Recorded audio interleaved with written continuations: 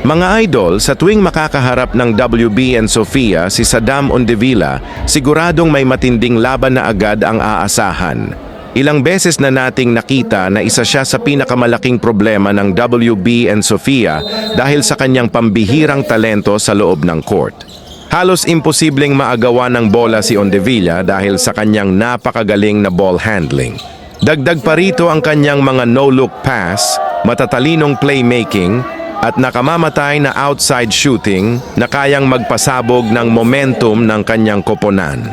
Sa naging laban nila kahapon sa Butuan City, muli niyang pinatunayan kung bakit isa siya sa mga pinaka-sensational na players ng ligang labas.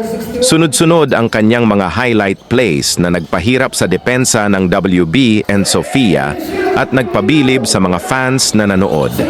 Panoorin natin mga idol ang ilan sa mga nakakamanghang highlights ni Saddam Ondevilla sa exhibition nila sa Butuan City kahapon. Tulog sa umaga, gising sa gabi, kanyang mukha'y puno ng kolorete. Sa lugar ng ilaw ay patay sindi.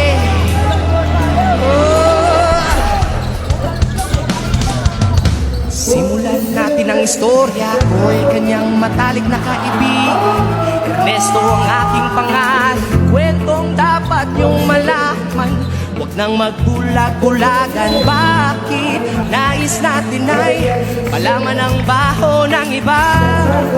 Magbibigyan kita, kilala mo ba si Magda na aking kababata mula pa nung magkabata kami laging magkasama, mga papel sa sapa. Kanyang ngiti lumiliwanag ang paligid at pag siya'y dumadaan mga leeg ay kumikilipit.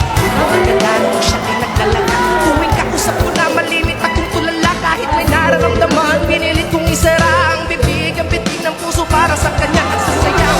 Matapos kaming makapag